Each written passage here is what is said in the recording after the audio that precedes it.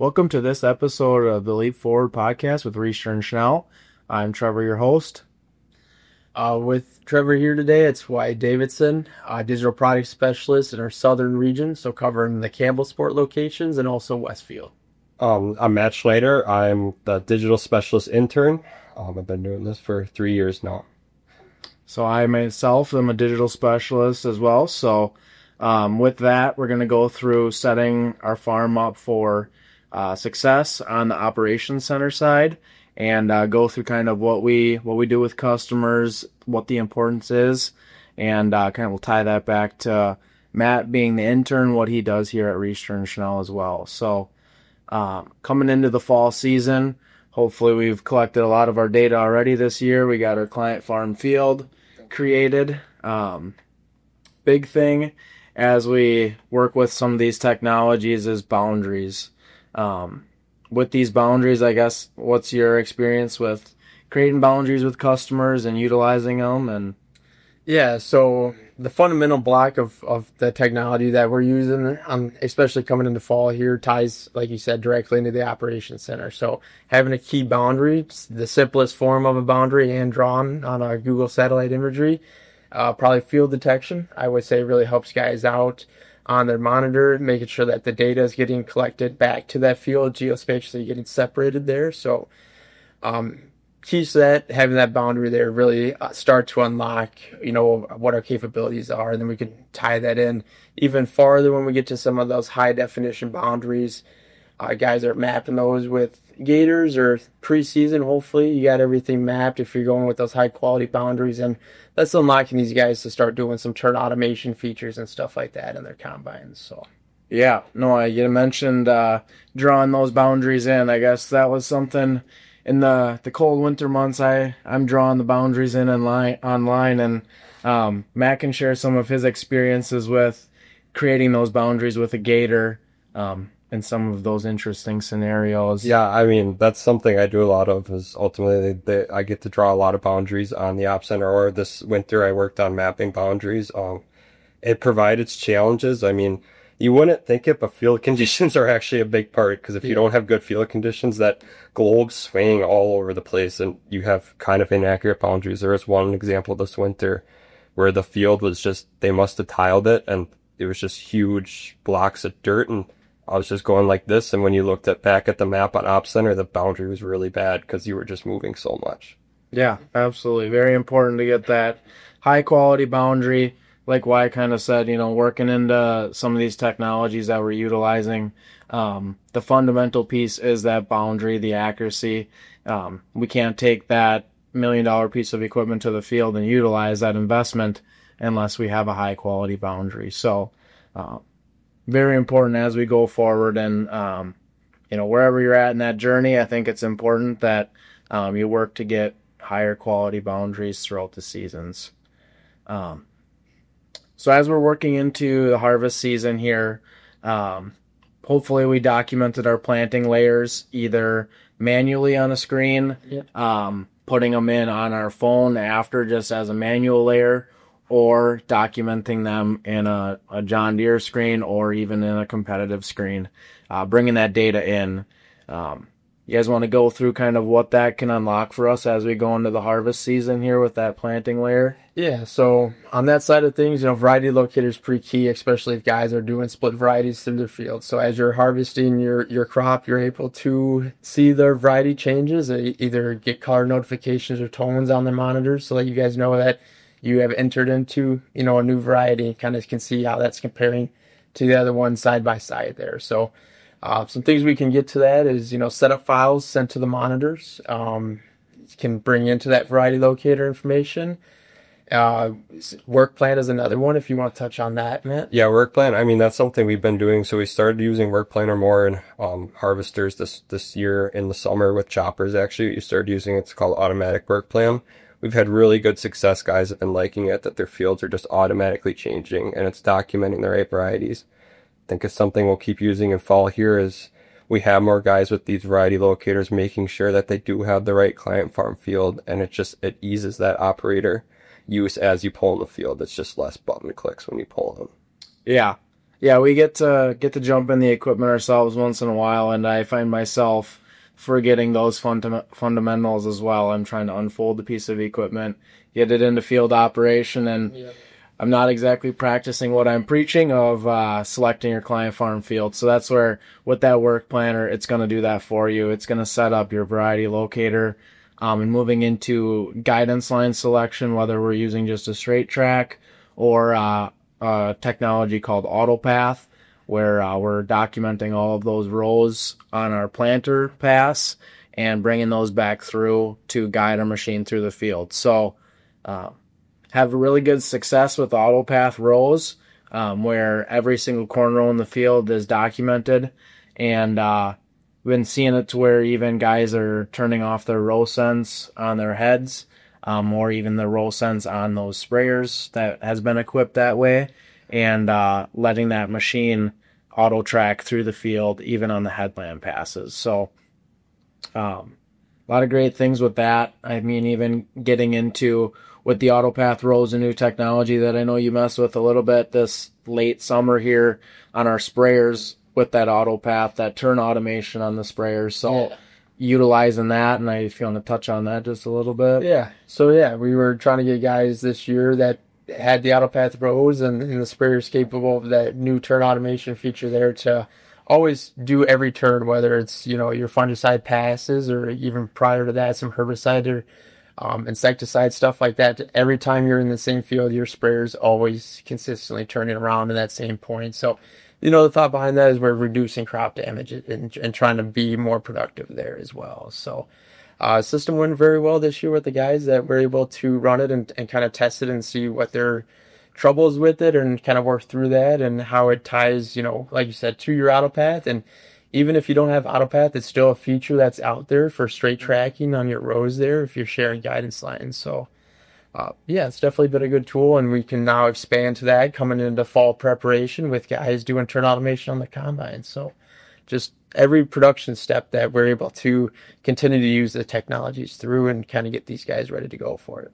Yeah, getting closer to just being an operator in the seat nowadays. So very, very exciting stuff. Like you said, on that harvest, getting that turn automation set up on the combine, a couple different types of turns that we can do, spiral in, spiral out, and then just kind of our back and forth. So really, really thought through that technology of how a customer actually is going to harvest that field, especially in those high volume crops where that auger placement is really important. So with that, on that harvest side of things, when we're doing our turn automation, we're utilizing our G5 advanced licenses or our automation features. With that, we have that machine sync technology where that combine is controlling the grain cart.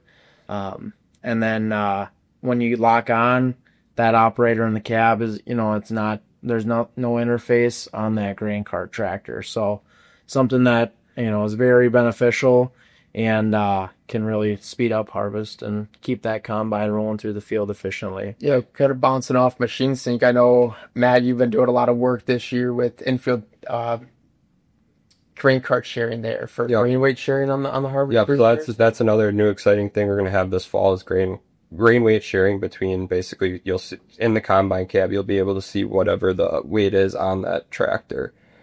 And then the operator in the combine's not having to ask over the radio, what's your weight? They can kind of just basically look and know. It's a lot less of a guessing game, and you kind of know where you need to be with that. Yeah, it definitely helps with some logistics there, right, on that side of it. So I know we had some guys using it for wheat so far in harvest already this year and had very positive feedback that way. So other ways, like logistically, when we focus on harvest, what are some things that guys can do with like semi trucks and stuff like that?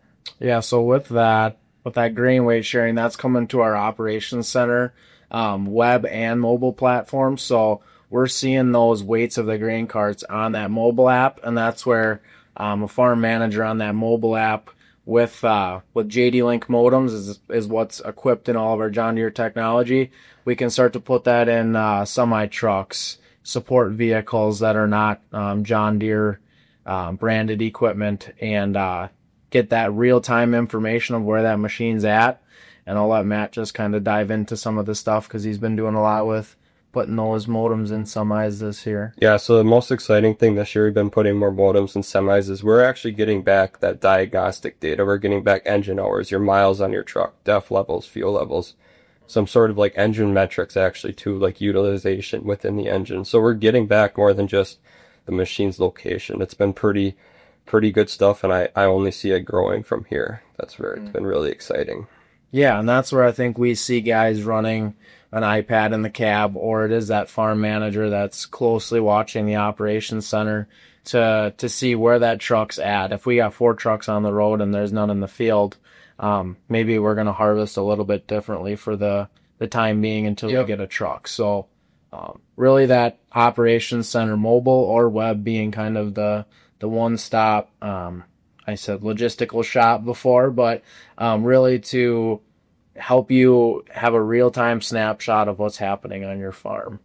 Yeah, very cool. On that, they kind of touched on the logistics side of harvest and fall preparation here. There's a feature called idle reasons in the operations center that we could turn on to help with, trying to track down why we're sitting idle in the field and whether we're grain tank empty, grain tank full, stuff like that. So definitely future guys could explore and turn on this fall here if they're looking into it. And when we start talking about all these levels of technologies and what we can do in fall preparation, whether it's on the option or the display and stuff like that, it's always would be recommended to try to keep software versions up to date. Would you say? Yeah, absolutely. As Deere comes out with new features, ultimately it's rolled into the software version. So when we're talking about the in-field data sharing, the machine sync, the Autopath, it's really critical that everything that's running in the field is on the same software version, so they're communicating and everything is all with the current features that are in that software bundle. Yeah.